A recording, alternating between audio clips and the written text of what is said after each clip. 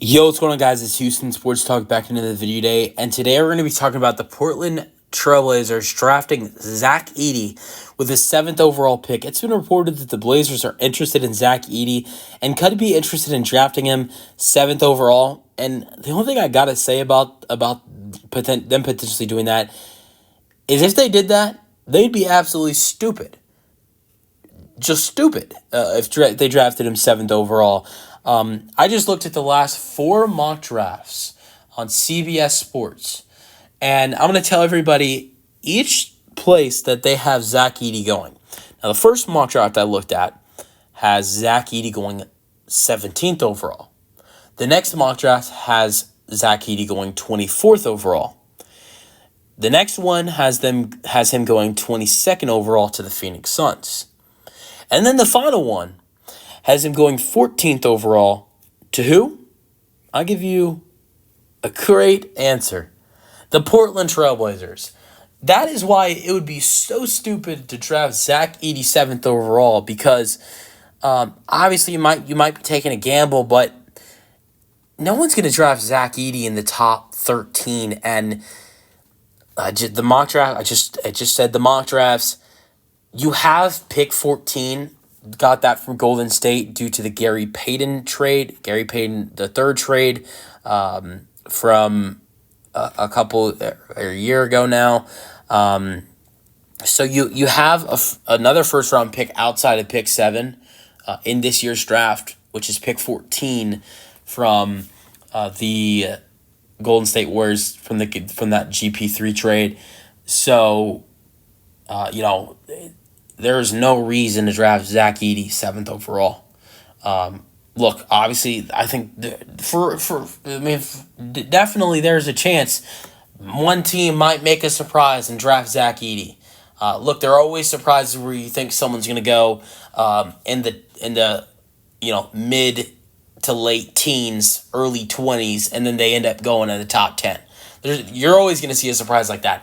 And maybe even more now that this is a weaker draft, and some teams might be thinking about someone, adding in someone. But I look at this draft, and I the first 5 picks I'm looking at: Atlanta, Washington, Houston, San Antonio, Detroit. None of those teams are going to draft Zach Eddy. You want to keep going. Charlotte. They're not going to draft Zach Eddy with his 6th overall pick. These are potential teams that are maybe interested in Zach Eddy and potentially would like to add him in, but these aren't teams that would use him with a top 6 pick. And then obviously you got 7. Portland is thinking about using him at 7. You go to 8. San Antonio. San Antonio's not going to draft him. They have Wemby. They already have a really tall player. I mean, I don't see them adding in Zach Eddy. I really think 9, Memphis Grizzlies, really the... I really think he's the only... I really think that's the only... I think that's really the only team that might take Zach Eddy early on is Memphis at 9, because they really need a center. So that's really the only team I look at. They might potentially draft Zach Eddy early on. Utah 10, Chicago 11, 12, OKC 13, Sacramento. I don't see any of those teams drafting Zach. So who's the next pick? Portland at 14. I think the only threat in this draft to potentially draft Zach Eddy before Portland at 14 is Memphis at 9. Maybe that's what they're thinking is, okay, let's draft Zach Eddy over Memphis, but I think it'd be stupid. I mean, to draft Zach Eddy 7th overall, when good chance, I'd say 75% chance, he's going to be right there at pick 14 when when they have their 2nd pick in this draft. So yeah, I don't see why they should draft Zach Eddy 7th overall when you have pick 14. To draft Zach Eddy would be great. This is a great player. He's a 2-time AP Player of the Year. Big Ten tourney MVP, 3-time All Big Ten, 2-time Naismith Award winner. I mean, we can keep going. There's like 12 different things that he's done in college award wise. So he's been very successful in college basketball. Purdue, 39 games, 39 games played this past season with 39 starts, 32 minutes per game. He averaged 25 points per game. He also averaged 12 rebounds per game. He averaged over 2 blocks per game at 2.2. He's very good at getting to the free throw line, although he only shoots 71% when he gets there. Great at drawing fouls, shooting 11 free throw attempts per game.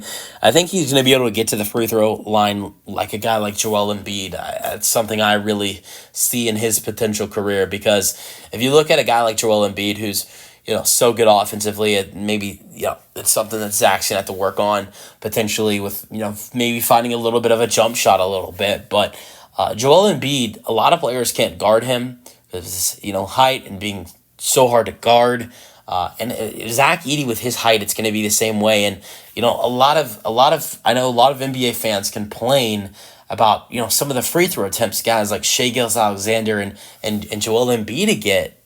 But the reason why they're getting so many free throw attempts, it's not because the refs are betting on them. It's not because the refs are making bad calls. Maybe some of them are bad calls. I'm not gonna say every foul call on Joel Embiid or Shai Gilgeous-Alexander is a perfect call. Refs aren't perfect. They sure as hell are not perfect. But I will say this: most of the time when a guy like Joel Embiid or Shai Gilgeous-Alexander gets fouled, the defender's fouling them because they're having a tough time guarding that said player, whether it's Shai or it's Joel, and they foul him. And sometimes frustration, maybe they don't even mean to, but I think a big reason why a guy like Joel Embiid or a guy like Shai Gilgeous-Alexander gets to the free throw so much is because some defenders really have a tough time guarding him. And I think it could be the same way with Zach Edey in his career. I mean, another guy I'm going to bring up, Giannis Antetokounmpo. These are some of the top players in the NBA. They go to the free throw line a lot. Giannis, Shai, and Joel Embiid, if they're probably in the top, with free throw attempts in this league. Those are guys that defenders have a really tough time guarding. And I think Zach Edey could be like that. I hate to put him in the same category with those three guys, but what I am saying is true. The fact that, defenders in this league will have a tough time guarding him. And they'll have a tough time scoring on him. So I think he's going to be a good player. But at the same time, is he worth drafting 7th overall? I don't think so. Let me know your thoughts on the potential draft pick for the Blazers. I do think him and DeAndre Ayton would be interesting. Do you pair those guys together? Do you put those two guys in the same starting lineup? Zach Edey doesn't really have a jump shot. Ayton's not a great shooter, but he can shoot the ball a little bit. I would think Edey goes to the bench, but Ayton has multiple years left on his deal, so I'm interested to see how that would work out with DeAndre Ayton if you draft Zach Edey. Let me know your thoughts, and peace out.